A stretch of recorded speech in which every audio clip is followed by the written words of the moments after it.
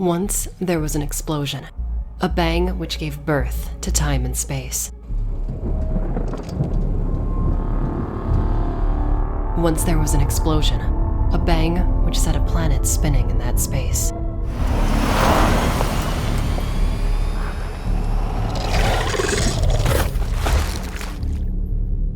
Once there was an explosion, a bang which gave rise to life as we know it.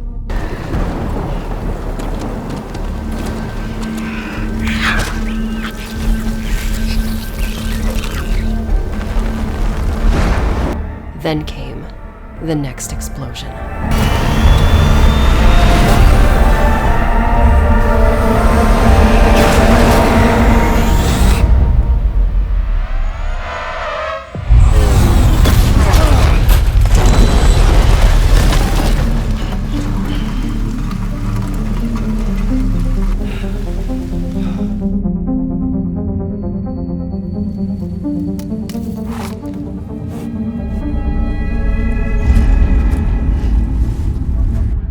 Death Stranding begins with our main character, Sam Porter Bridges, taking shelter in a cave, waiting for the day's timefall shower to pass. Timefall, a substance that rains down from the sky, aging anything it touches, while summoning ghostly entities known as BTs. BTs, or beached things, are the souls of dead people who are stranded in the world of the living. While Sam is taking refuge, he's interrupted by a few of these BTs. A young woman who appears out of nowhere signals to Sam to stay quiet and hold his breath. As the two wait for the apparitions to pass, the timefall eventually clears up. We learn a little bit about this woman. Her name is Fragile. She, like Sam, is a porter working for a company called Fragile Express. Sam and Fragile talk about how they both suffer from a rare condition where one can sense or even see BTs. This condition is called dooms. As Sam gears up to leave the cave, Fragile tells him about her organization and shows us that she's fallen victim to the timefall, being soaked from neck to toe. As Fragile leaves, Sam heads back to Central Knot City, where he delivers his cargo and gains a new job involving corpse disposal. Meeting up with a few other porters, Sam gets the rundown on their new assignment: deliver a body to the nearby incinerator before it goes necro. In the world of Death Stranding, when a human dies, it has a chance of going necro, which means it'll become a BT. If one of these BTs eats a living human, it'll trigger an explosion of nuclear proportions. This is known as a void out. Sam informs his colleagues that he can only sense BTs, so if they run into them on their way to their destination, they won't stand a chance. The porter then reveals he's come equipped with a bridge baby, or as it's commonly known, a BB. This biological device can help detect the presence of any nearby BTs. On the way to the incinerator, the cargo truck is attacked by BTs and flipped over. Sam and his fellow porters are completely surrounded. With one man aging at an accelerated pace and being dragged away by BTs, the other porter puts the man out of his misery. As this happens, a mysterious masked man floats down into the scene. The masked man points at the porters as if he's giving orders. This upsets the bridge baby as multiple BTs swarm Sam and the other porter. The man with the BB is dragged away by a few hungry BTs, but not before he's able to throw the baby down to Sam. Sam is left with this bottled up baby, and the corpse that was being transported is now going necro. As Sam looks up to the sky and faces his fate, he sees a massive BT floating above him. Dying in the explosion, Sam is awoken on his beach. A beach is a physical dimension tied to a particular person's life. Everyone's beach is unique to them. On Sam's, he's surrounded by a plethora of beached whales and 5 shadowy figures off in the distance. A woman in a red dress appears before him, and as Sam follows her, he falls into the seam. The seam is a place where people go when they die. Since Sam has dooms, this gives him the ability to repatriate, which means he can come back to life as long as his soul is guided back to his body by the player. Before Sam comes back to life, he's shown a strange vision of a frantic older man he's never met before. The man looks incredibly distressed. Sam wakes up where he died to find Central Knot City and the surrounding areas completely destroyed by the void out that just occurred. Everything we saw before that last assignment is gone. After this catastrophic event, Sam wakes up in Capital Knot City, where he's to receive a private assignment from the president herself. When Sam gets to the Oval Office, we meet President Bridget Strand and her right-hand man, Die Hardman. President Strand is Sam's mother, and in this scene, Bridget tries her best to get Sam to join her cause in reconnecting America through a spiritual field called the Chiral Network. Sam isn't having any of it. Bridget tells him that Sam's sister, Amelie, went west to do this job, but hasn't been heard from since. Sam refuses, and this makes the president very angry, grabbing at him and falling over. Strand dies in Sam's arms, and from here it's decided that Sam will deliver her body to the nearby incinerator. Once Sam gets to his destination, he puts Strand's body in the incinerator. Sam is also tasked with burning BB via decommission order. But as this order comes through, so does the rain. We're surrounded by a horde of BTs. Sam decides to use the BB to get through them. Returning to the Oval Office, Die Hardman and Sam are greeted by his sister Amelie through hologram projection. Here we learn that Amelie has been captured by a terrorist group while she was on her way west building up the chiral network. Sam is still very angry about his mother dying and leaving this grand task to him, but he reluctantly accepts the job, more to save his sister over reconnecting the country. This is where the game actually starts, and we gain access to the first few tutorial areas and the open world where we can accept side jobs and progress through the story.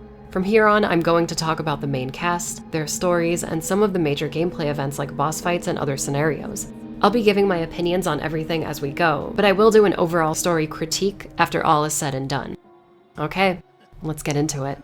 The first main character we meet other than Sam is Fragile. Fragile's father started the company Fragile Express when she was young, and when her father passed away, he also passed the company down to her. At the end of episode 2, Sam is attacked by the masked man from the start of the game. The man's name is Higgs. After Higgs summons up a BT mini-boss and we defeat it, we learn that Fragile and Higgs worked together in the past. Sam questions Fragile, asking her if she's part of Higgs' terrorist organization. She responds saying that Higgs used to be a lot different in the past, and leaves it there for now. In episode 3, we learn that Fragile can actually teleport using her own unique level of dooms. With this, we also unlock the ability to fast travel, an added bonus for traversal. After completing a lot of side missions, we find that some of the locals in this part of the country don't really trust Fragile all that much, but some also think of her as a hero. As the rumors begin to pile up, Sam decides to meet up with Fragile and talk. Fragile talks about how she partnered up with Higgs, and at first everything was business as usual, but eventually Higgs started delivering guns and bombs to terrorist groups. One day on a delivery, Fragile delivered a nuclear bomb unknowingly to Middle Knot City, resulting in the city's destruction.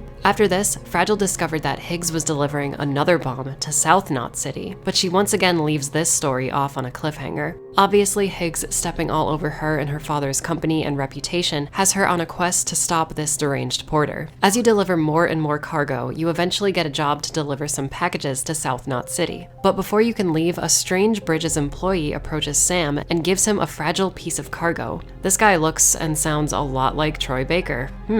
As you make your way to South Knot City, you stop off at a safe house. Fragile is already there, being suspicious of the package you just acquired.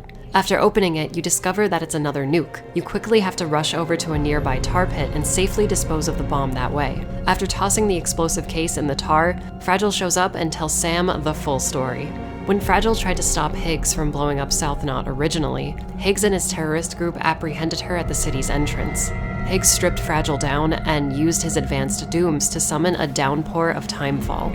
With the bomb almost out of the city, Higgs gives Fragile a choice: leave the bomb with them and walk away, or sacrifice her body and run the bomb past the city limits through the timefall. Fragile, not wanting a repeat of Middle Knot, decides to take the self-destructive option. Before she can go, Higgs covers her face, so everyone would never forget the face of the psycho that destroyed Middle Knot City. Stepping forward into the rain, Fragile delivers the cargo. With her body burning up and aging in the process, Fragile just saved thousands of people's lives, but at the ultimate cost. This is really messed up. Fragile, in my opinion, has the best story out of all of the main characters in this game. She goes through a real arc, starting her story off as a naive porter who accidentally kills thousands of people, but redeems herself by saving another city. It doesn't really clear her name, but it puts everything we've heard about her in perspective. It's really depressing, and the thing that's the most sad about this is that because her body was so severely damaged by the timefall, that means she doesn't have much time to live either. Higgs has taken a lot from her, but she still presses forward, which is what I love to see from characters who've lost everything. My biggest problem with this story was how the game expected you to believe that Bridges employee wasn't Higgs, even though he sounds exactly like Troy Baker. Was I supposed to be surprised when they found out it was a bomb in the case? Anyway, it's a really good story, even if the game felt it had to walk me through that obvious revelation.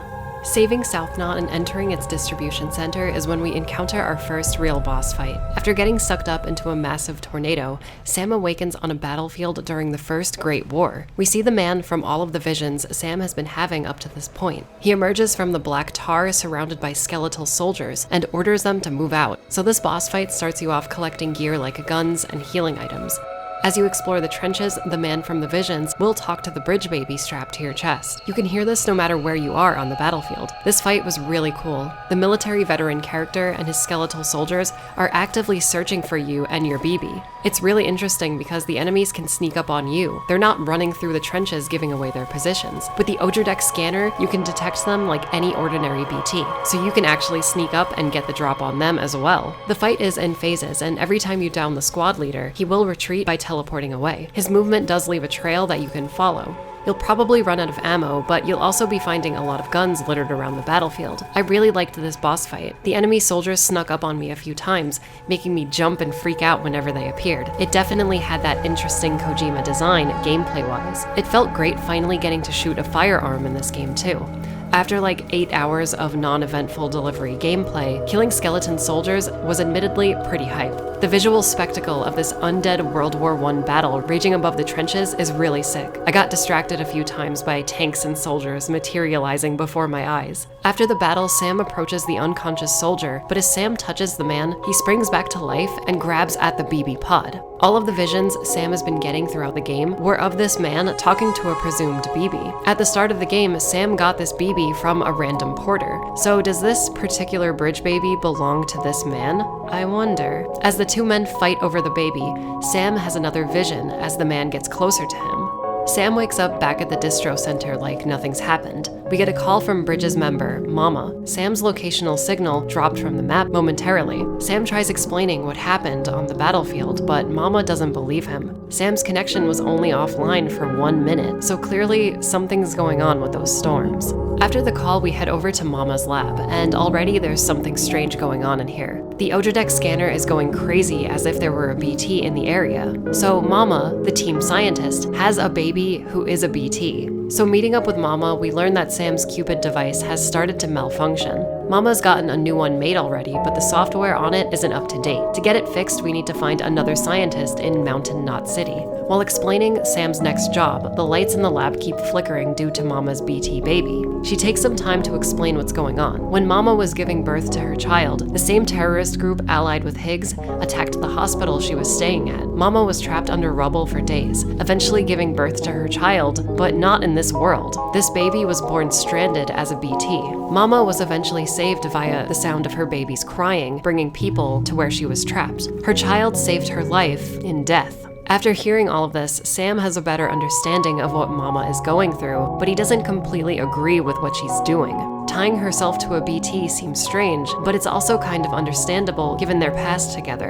After an incredibly long trek around a gigantic mountain, taking on deliveries for multiple people, and reactivating the chiral network in this new region, we finally meet with this other scientist at Mountain Knot City. Lochna, a woman that looks and sounds an awful lot like Mama. Lochna is Mama's twin sister. The two of them recently had a falling out. Getting back to Mama's lab, we talk to her about reconnecting with her angry sister. Mama gives Sam a new pair of cufflinks that you can use to kill BTs with one shot. With these new cufflinks, Mama decides she wants Sam to cut her BT baby free from her body, severing the link to this world and finally sending the poor thing through to the other side. She also reveals that this baby is actually hers and Lochna's. It's a little complicated, but Lochna wasn't able to have children, so she took one of her eggs and fertilized it with someone else's seed. Mama carried this fertilized egg for 9 months, eventually giving birth to their baby. The falling out between these two sisters came with Lochna finding out that Mama kept this BT baby instead of sending it to the other side. It's like she's been carrying around the corpse of Lochna's child. After cutting the baby free from Mama's body, she falls ill, resulting in us having to carry her weak body back to her sister. Stepping outside the lab, Higgs is waiting for us. The masked man summons a BT once again. This mini-boss was pretty good. I think the game expects you to run away, but I just fought the monster right then and there.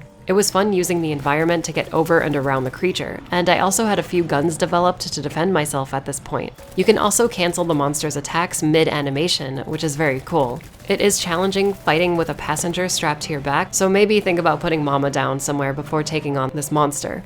After running or killing the monster, we make our way back to Lochna's lab. We have to use the same path to get back to Mountain Knot City. While I think this quest is really long and very cumbersome, I actually quite enjoyed the journey. I made sure to draw my path all over the terrain and footpaths I had been using for hours. I stopped off at every distro center along the way, resting up and restocking my supplies as I ventured forth. It felt like a real journey, and I think these moments are what Kojima was aiming for when designing Death Stranding's traversal gameplay. It was a crazy long adventure filled with surprises, like when I tried to cross over a river and dropped Mama downstream. Don't worry, I eventually got her back. When we finally make it back to Mountain Knot City, Lochna meets up with us at the entrance. The two sisters reconnect on a physical and spiritual level. We learn that Mama's real name is Malingen, and she pleads with Lochna to fix Sam's Cupid and to not worry about their child since she's gone over to the other side now. With this, Malingen dies. We get to hear Lochna's side of the story. Apparently, after the BT childbirth, Malingen left her sister behind, making Lochna believe that she had just run away with their child. This explains why Malingen's lab was hidden away inside of an old decrepit building. She was hiding.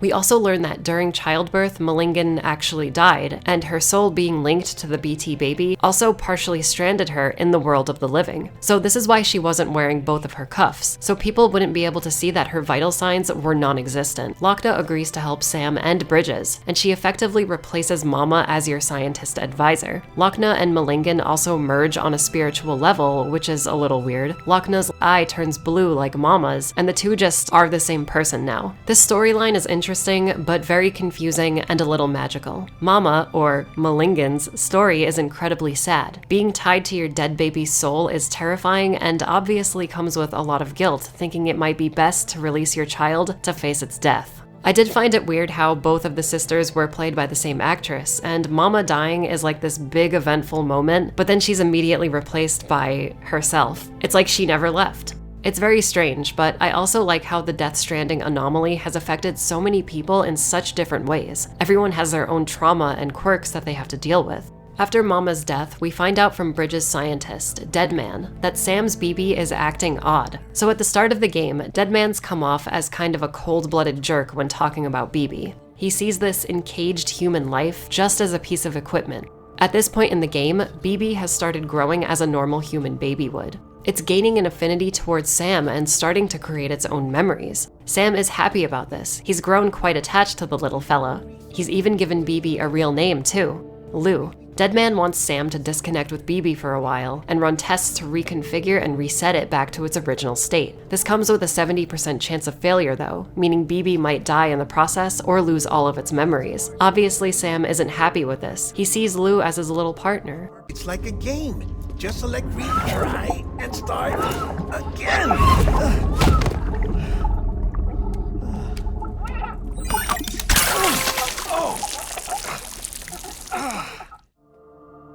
Deadman enters the shower and is seemingly just standing there. As Sam goes to check on him, this happens.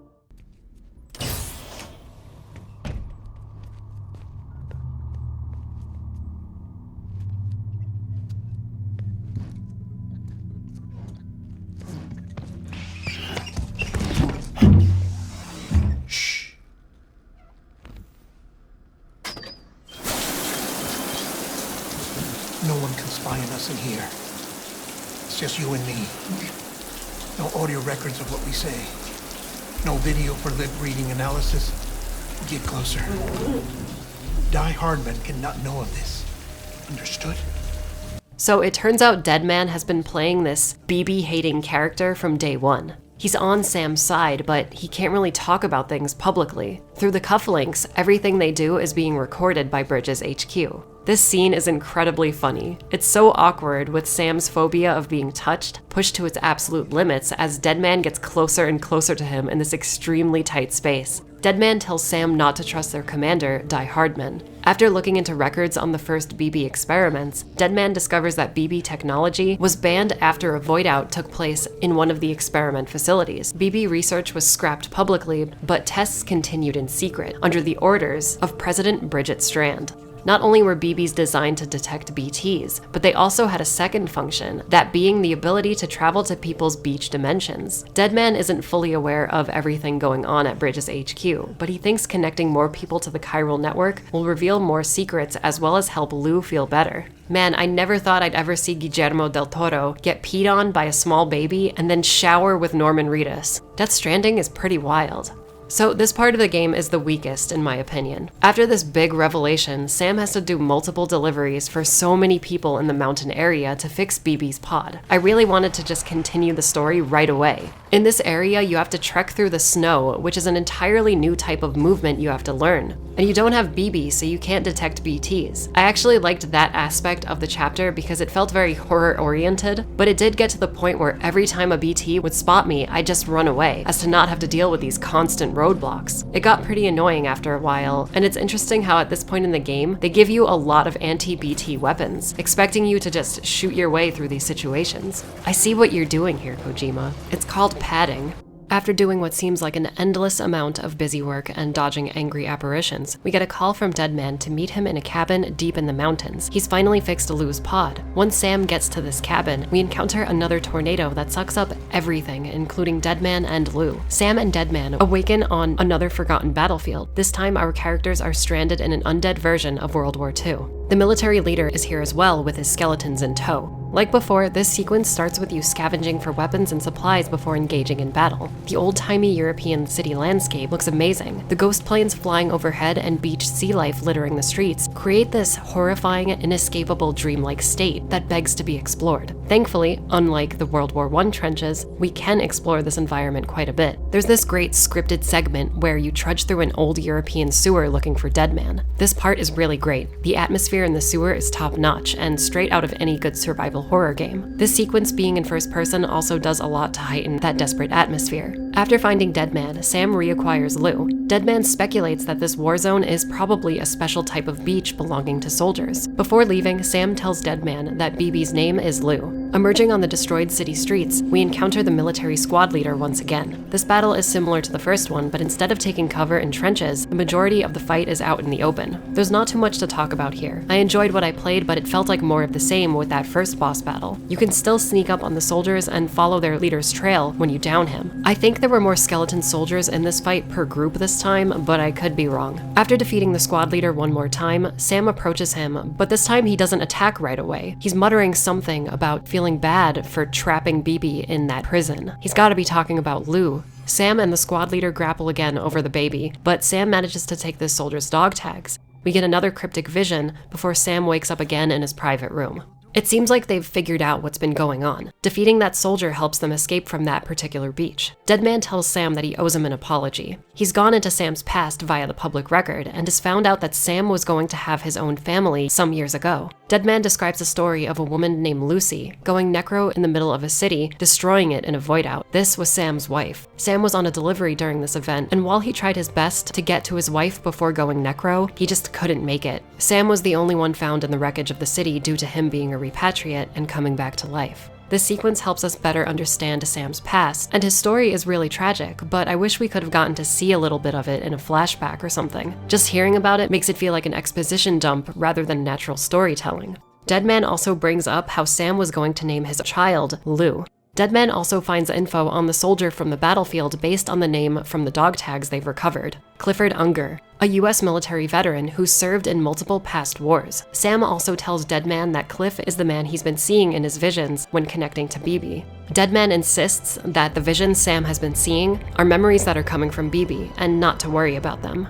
After getting back to the world of the living, we get a request from a new character known as Hartman. Hartman wants to examine and research the body of the recently deceased mama. She's been dead for a while, but she hasn't gone necro or even decomposed yet. Reaching Hartman's lab, we find a pretty gloomy scene. Hartman is dead, but then comes back to life. The disheveled scientist quickly explains what's going on. When the Death Stranding originally happened, Hartman was in surgery when a void-out occurred in a nearby city. This void-out killed thousands of people, including Hartman's family. The shockwave from this explosion temporarily cut the power to the hospital Hartman was staying at, killing him in the process and sending him to a beach where he saw all of the people that had just died. His family was there too. Ever since then, Hartman induces cardiac arrest, replicating this situation to see if he can reunite with the souls of his dead family. What a horrible way to live. Sam actually opens up in this moment and mentions that his family was also killed in a void out, so these two actually have something in common. Accomplishing a laundry list of orders and connecting more people to the chiral network, Sam returns to Hartman's lab where he's discovered something interesting about the history of Earth's extinction events. At the start of each of these events, there's always been an extinction entity, or EE. The shocking part about this finding is Hartman's also found proof of every extinction event having very similar signs to our current Death Stranding, meaning there have been a total of 6 Death Strandings throughout history. Hartman believes this time, whatever the extinction entity is, will enact the last stranding, total annihilation on a cosmic scale. Deadman also shows up, and together him and Hartman agree that Die Hardman is up to something, and not telling the whole truth when it comes to Bridges' involvement in the chiral network. Getting all of this news, Sam heads west to Edge Knot City to finally save his sister Amelie from Higgs, and to finish off the chiral network's construction. Arriving at the shore of the Tar Belt, we reactivate the destroyed relay networking device and look for a way to cross the Sea of Tar. This part is awesome because the game doesn't tell you what to do. You have to figure out this puzzle for yourself. So whenever Sam is caught by a BT during gameplay, he's dragged into a mini-boss encounter where oil rises up out of the ground with items and structures from the past. Basically, what you have to do here is get caught by a BT and force those items to come out of the Tar Belt so you can travel across this massive body of liquid. I love when games use a non-story related mechanic to progress their stories. It's really cool. When you get further enough across the tar, Amelie can be seen off in the distance. As you get closer, you start to sink.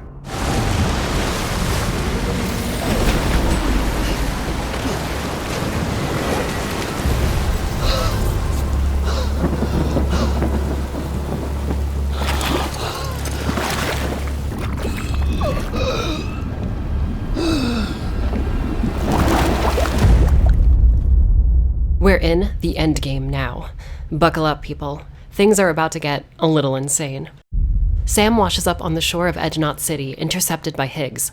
Higgs tells Sam that it was easy to find him because he's been tracking us through the chiral network. So all of our efforts in reconnecting America have actually benefited our main villain. Higgs tells Sam that Amelie is waiting for him inside the city. Exploring Edge Knot is probably my favorite part of this game. The environment is a giant destroyed city ruin populated with a new type of floating BT monster. These creatures go down with a few shots but explode in the process.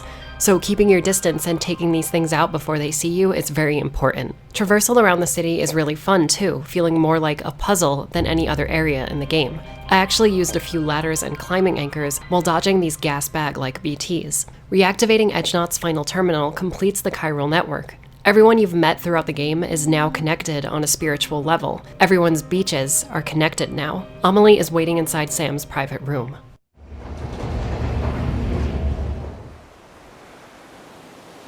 Sam!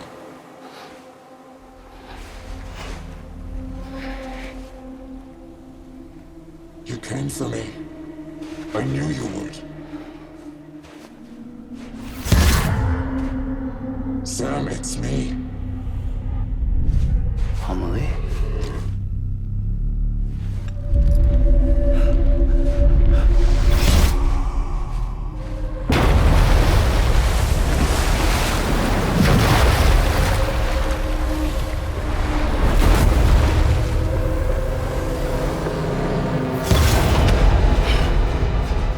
I need to tell you something.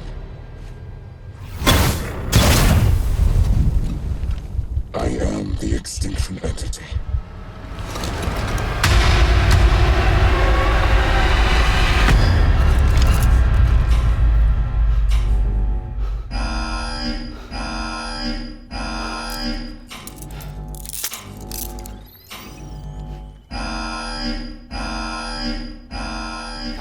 I love the way the creepy alarm sounds. It's so cool. As we make our way back up to the street, we gear up for whatever is coming our way. Stepping outside, we see that massive humanoid BT from the start of the game, making its way towards us with Amelie fused to its chest. Higgs appears talking about how the next extinction event is about to happen thanks to Sam reconnecting everything and ensuring humanity's destruction due to the chiral network. In this boss fight, we have to shoot the BT's golden points on its body to do damage. The Resident Evil influence is strong in this fight. Right before the battle starts, you can craft a quad-barrel rocket launcher to use on the monster. You already know, I was freaking out while firing this thing. The BT uses all of the combat-oriented elements you've been dealing with throughout the game. It'll summon oily ground ghosts to grab and hold you still, summon up objects from the past to block your movement, and those exploding floater BTs also rain down upon you.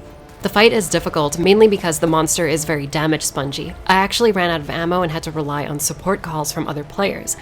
After destroying the monster, Higgs escapes with Amelie to her beach, but not before shooting and killing Sam. Lou's pod is also damaged in the crossfire. After reviving and calling upon Fragile, she helps Sam by teleporting him to Amelie's beach. Awaking on the beach, Sam finds Higgs and Amelie, and after trapping her in some kind of web of goo, Higgs gears up for the final confrontation. This place, this fucking beach. There's no repatriation here, no. One of us dies, that's it. He goes to the other side. It's nice, huh? Lucky loser gets to put an end to this rinse and repeat bullshit once and for all. So, no BTs, no void outs, no bullshit. Just a good old-fashioned boss fight. Stick versus rope. Gun versus strand. The Higgs boss fight is really good. In this battle, you can sneak around Higgs and tie him up with your strand, pick up and throw garbage littered around the battlefield, and use punches and kicks to do damage. Higgs uses an assault rifle and can teleport around. You can't rush your adversary because Sam can't take that much gunfire before dying. Sneaking around and using stealth is essential here. In the second phase, Higgs loses the assault rifle and switches to a knife. He becomes much more aggressive in searching for you. The fight is pretty tough because you die quickly, but I thought it was very fun and cinematic. The music here is incredible too.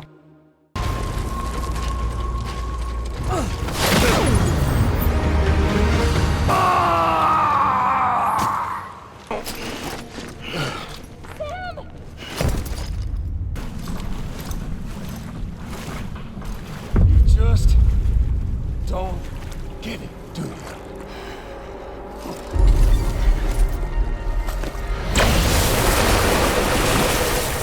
You can't stop this thing. No, you can't. We got doomed, Sam. This was only ever gonna end one way. So come on! Phase 3 of the Higgs battle is so great. It reminded me a lot of another Kojima final boss. I sure did cheer very loudly as soon as I saw those life bars fade into view. This battle is simple, brutal, impactful, and the culmination of hours on top of hours of gameplay. Sam and Higgs beat the absolute crap out of each other. It's a fistfight between two desperately tired men. And Norman Reedus and Troy Baker do a phenomenal job at portraying this struggle. The music is insanely good too. I can't give enough props to the game's composer, Ludwig Forsell here. Dude, if you're listening, you did such a great job. Guys, this is my favorite part of Death Stranding for sure.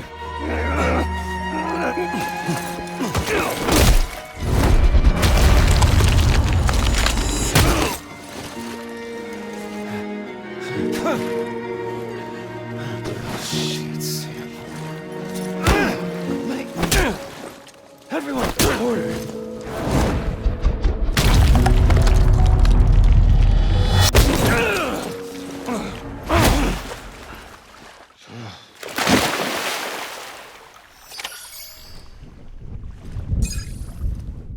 After that very heavy fight, Fragile shows up, knocks Higgs' lights out, Sam saves Amelie, and together they have some of the weirdest dialogue I've ever heard in a video game.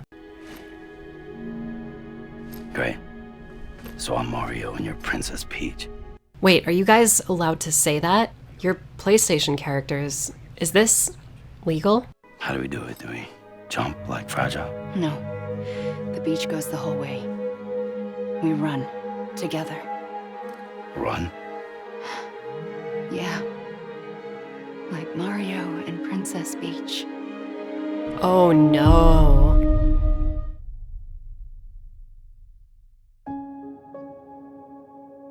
Oh no. What's going on?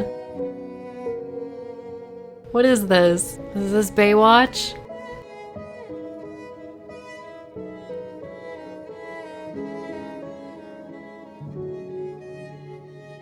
After an extremely awkward cutscene, Sam and Amelie discover an interesting sight. Die Hardman is here too. He's pointing his gun at a younger President Strand. Die Hardman says he's going to make things right and that Strand ruined the world.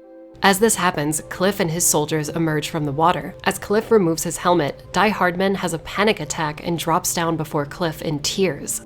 Cliff removes Die Hardman's mask and asks if his name is John. John replies with a sorrowful yes. Cliff then turns his attention to President Strand. Give me back my BB. You're looking in the wrong place.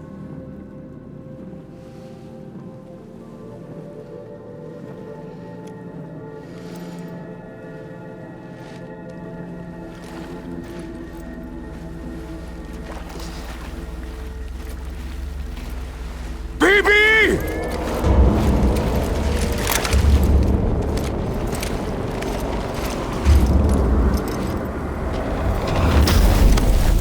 As Cliff focuses on Sam, Amelie pushes him into the water, sending him back to the world of the living.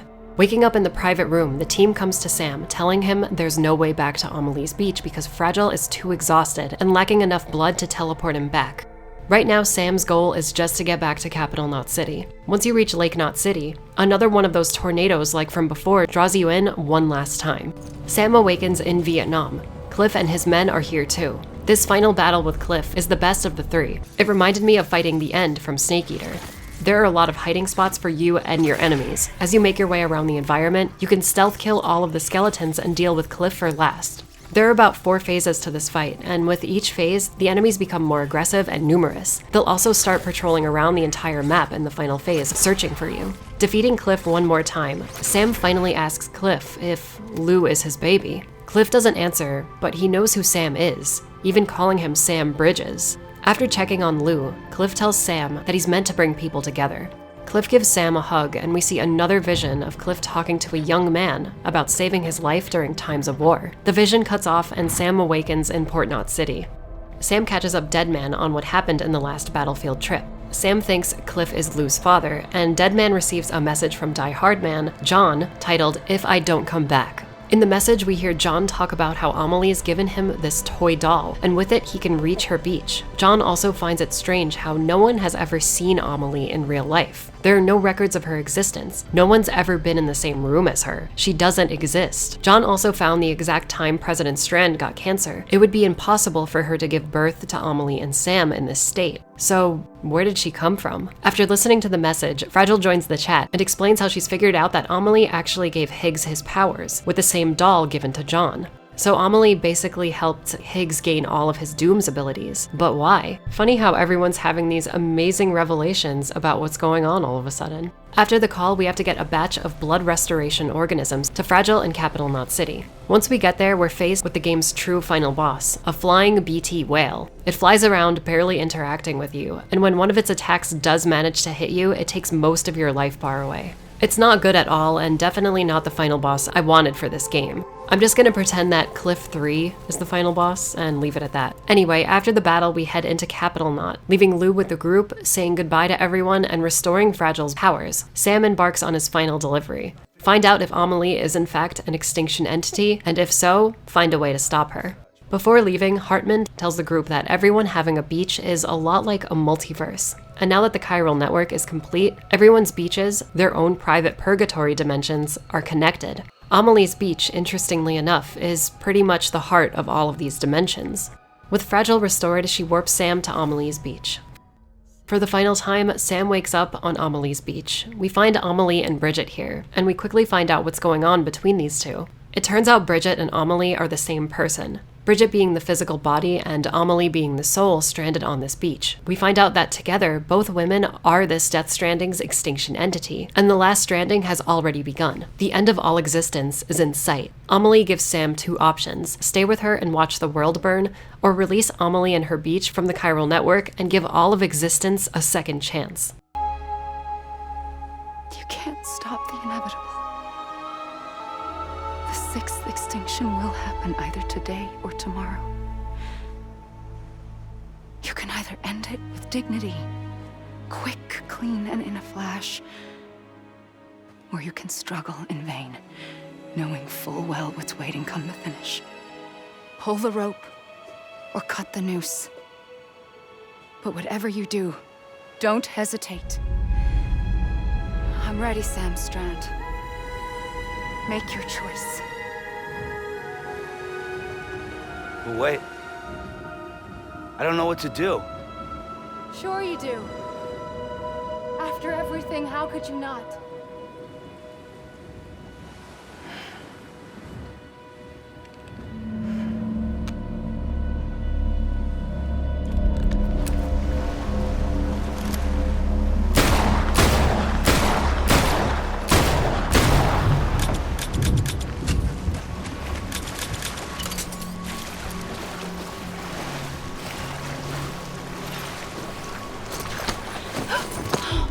I'm here for you. Always. Like you were for me. Through his actions, Sam has proven to Amelie that humanity deserves another chance. He didn't spend all that time connecting everyone for nothing. And with that, Amelie decides to disconnect her beach from everyone else's and send Sam back to his own. The final sequence sees Sam stranded on his beach. Amelie! Amelie. God damn it! Amelie!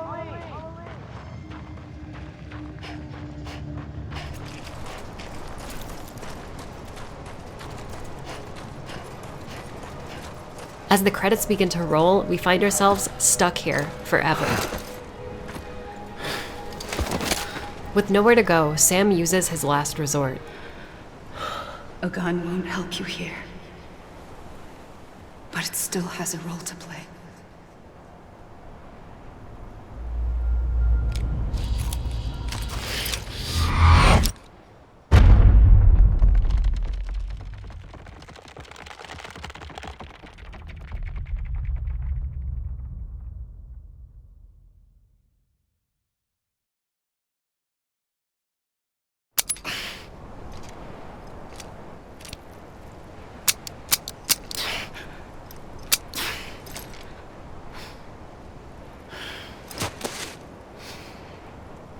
Listen, Sam. I was the one that brought you and Cliff together again. There was something I wanted you to know. You were never abandoned. And you're not alone. Don't you see, Sam? You have to live. Giving it one last try, we explore the beach once again to find the 5 extinction entities floating off in the distance. As we approach them, we can hear the voices of Sam's friends. Are those shadowy figures really the extinction entities, or are they Sam's group of friends? Stepping into the water, Sam is saved by Deadman, pulling him back into the world of the living. Back in the real world, John, Die Hardman, is now the new president of the United Cities of America. Accepting this new responsibility, John removes his mask for good. Sam leaves the Oval Office, and Deadman is right behind him. He explains to Sam that they eventually found him through the revolver John brought into Amelie's beach on his first and only visit.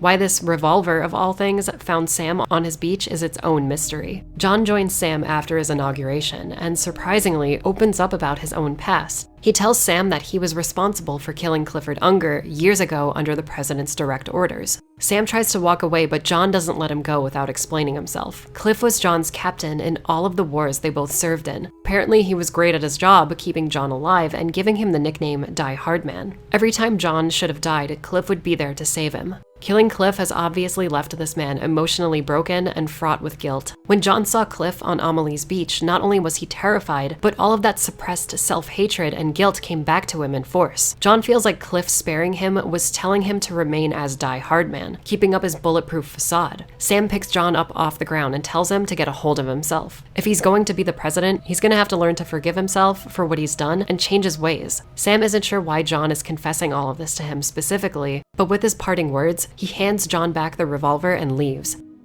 Sam reunites with Lou, but things aren't looking so good. Deadman tells Sam that Lou has passed away in the pod after the last beach jump and must be decommissioned via a trip to the incinerator. Deadman says goodbye to Lou and Sam and takes Sam's cufflink offline. Sam heads out and meets up with Fragile. The two share some parting words as Sam heads to the incinerator. The real final gameplay sequence sees us making one last delivery, laying BB to rest.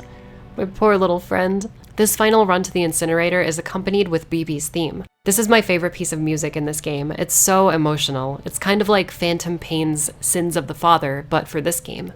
Once you reach the incinerator, Sam decides to plug it into the BB pod one final time. This time when Sam connects, we finally get to see the full vision of Cliff in that hospital room. The last cutscene of this game is over an hour long and is basically a Death Stranding prequel movie, starring Mads Mikkelsen and Tommy Earl Jenkins. I am not kidding you guys. Here we finally get to see what was happening with Cliff in those visions. Cliff's wife, Lisa, is brain dead and currently being kept alive as a still mother connected to her son, who is the very first bridge baby. President Strand wants to keep Lisa and the baby, but Cliff is very angry about this. With the help of a young die-hard man who works for Bridges now, Cliff decides to take his son and escape the facility. After putting his wife out of her misery, Cliff tries his best to escape with his son, but is gunned down by security officers blocking his escape. Cliff retreats back into the room with his dead wife. John holds back the security officers for as long as he can. He's still loyal to his captain till the very end. All of a sudden, this vision becomes very real as Sam is transported to this room with Cliff. Cliff locks himself in and has a moment with his son. Don't worry. It's okay. I'll always be with you.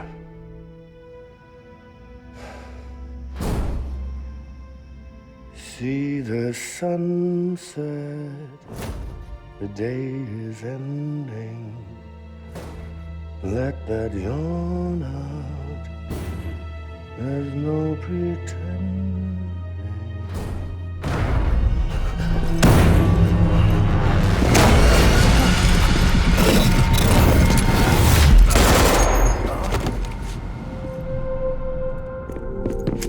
Get off of him, now! I had it all wrong. All wrong.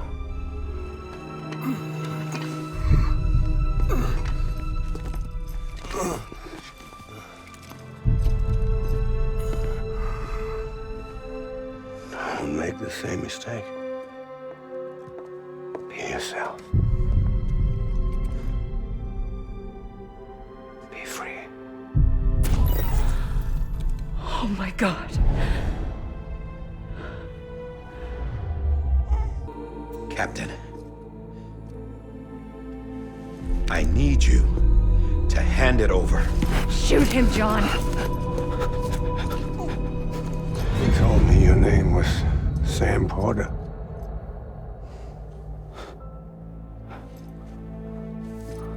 But you're Sam Bridges. My son. My bridge to the future.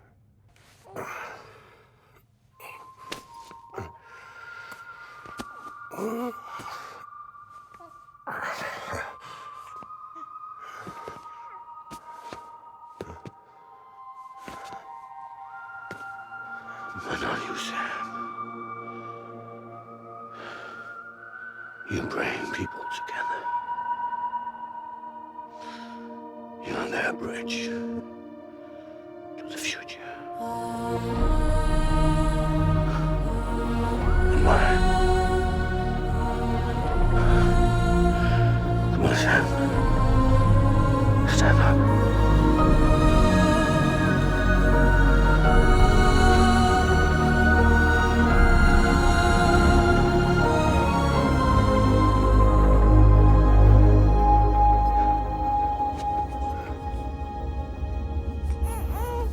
Is this me?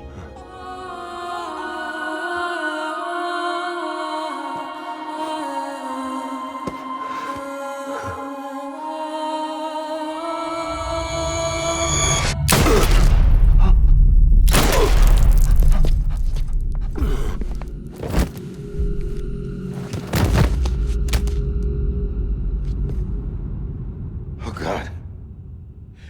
Not BB2.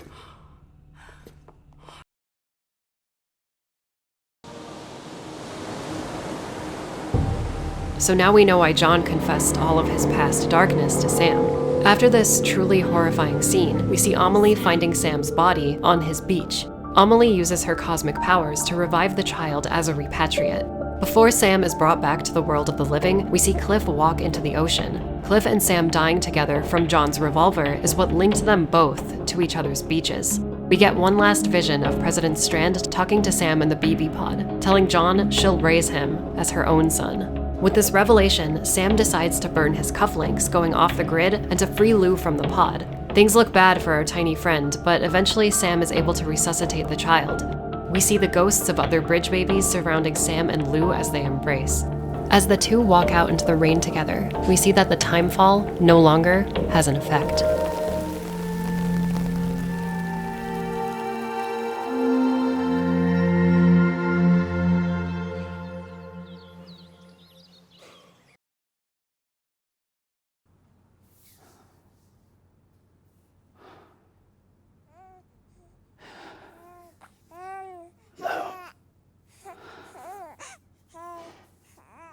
Louise.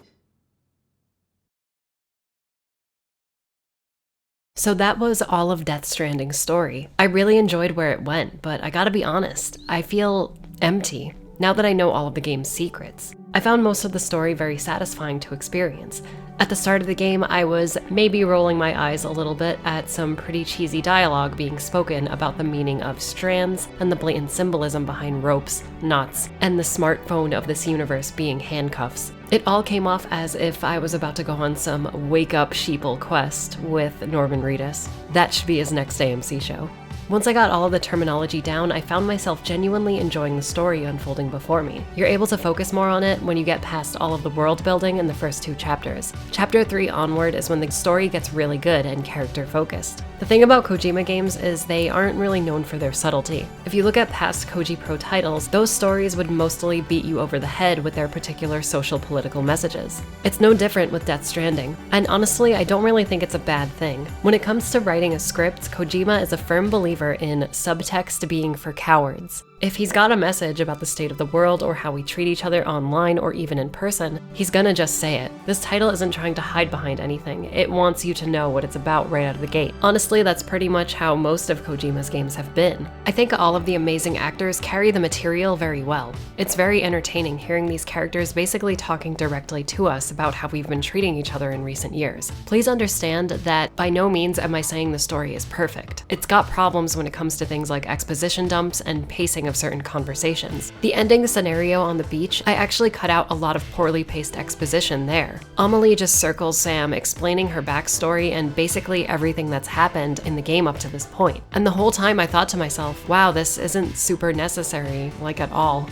I think Kojima could have really benefited from having an exposition editor or something. Everyone does a great job with their performances. Norman Reedus as Sam is a silent protagonist for most of the early game, but once you hit that halfway point and learn more about his past, he becomes much more of a three-dimensional character. His chemistry with Amelie and Deadman was really great to see too. Mads Mikkelsen as Cliff is amazing. I mean, he's amazing in everything he's been in because he is the perfect man. But yeah, the mystery surrounding Cliff and the entire final hour of the story is just fantastic. I was blown away by Mikkelsen's delivery and how he handled the character in the end. The guy they got to voice match Guillermo as Deadman, Jesse Corti, does a really great job too. He sounds identical to Del Toro. I thought everyone was great, but I did have a few small problems with some character stuff. Troy Baker as Higgs does a phenomenal job at playing a psycho, but that's kind of all we see him doing in this game. A lot of the time it felt like Baker was playing his version of the Joker, which is fine really. He's chewing all of the scenery and having so much fun whenever he's on screen. With that said, I would have loved to see more of his past though. We only ever hear about the man Higgs was. It would have been great to see this guy become the nut job that he is today. It's clear that the main questline got most of the attention in the narrative department.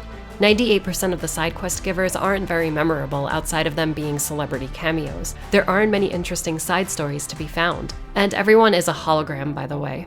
Death Stranding's world is one built around isolation. Everyone you meet outside of the main cast are all locked away in their bunkers. In a world where rain literally kills you, staying inside and communicating through the chiral network, the internet of this world, is the only real way to live for these people. there's this wonderful little quest line where after completing hours of deliveries and talking to everyone through holographic projection, someone finally comes out of their house. This blew my mind because I was convinced I wasn't going to see a single person in the flesh throughout my journey. I really enjoyed this post-apocalyptic love story, but it's the only one in the game like this. After you finish it, you're back to speaking to holograms again.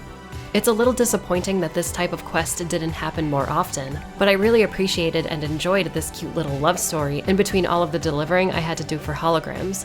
Like I said earlier, all of the actors really carry the material and make these scenes great. However, there are a few times where characters just spring up out of nowhere and have knowledge that the player would need to progress. And these moments can come off as lazy writing a lot of the time. I don't think this game is the best written Koji Pro game, but it is the most straightforward and easy to understand once you figure out what's going on. I think what Kojima was able to accomplish with that ending was very impressive. If you guys don't know, Kojima's games are usually very autobiographical with their themes, and that shows with the father-son relationship in this game. If you didn't know, Kojima-san has gone on record and said that the MGS games were largely him working out losing his father at an early age. And I think that personal symbolism shows up between Cliff and Sam here.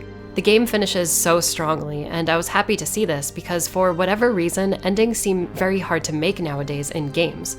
As you guys all saw, this game has like 4 endings, with fighting Higgs, dealing with Cliff for a 3rd time, going to Amelie on the beach, and then finding out that Sam is Cliff's son. It felt like the endings of 4 different seasons of a TV show. I really liked seeing all of this story play out, but I really wish there was less mandatory gameplay in between each story section. It sort of killed the pacing in a lot of areas for me. I wish there was a story mode that you can play that just gave you the important quests, so you can get through the game in like 10 to 15 hours, like Koji Pro's previous titles. I wish this was a thing because for how much I liked this game the first time through, I'm not sure if I'd want to play it all again just to see the story. So basically what I'm trying to say is, this should have been a TV show. Overall, Death Stranding is an interesting experiment from a gameplay perspective that toys with and tries to explore some really deep ideas and metaphysical concepts that mostly succeed in telling a pretty cool original sci-fi story. Hideo Kojima set out to make something that would bring people together through a refreshing social system where positivity and helpfulness come first. But it ended up being one of the most polarizing video games ever made. I've never played a game before that I liked so much but didn't feel the need to recommend to people. Death Stranding is the type of game you just have to experience. For me, it's a very calming and relaxing, chill-out type of game. I'm very curious to see how people will feel about this title in the next few years. I kinda hope people get into it more later on if they were burned by it. I'm just really glad Kojima made another game. It's been way too long.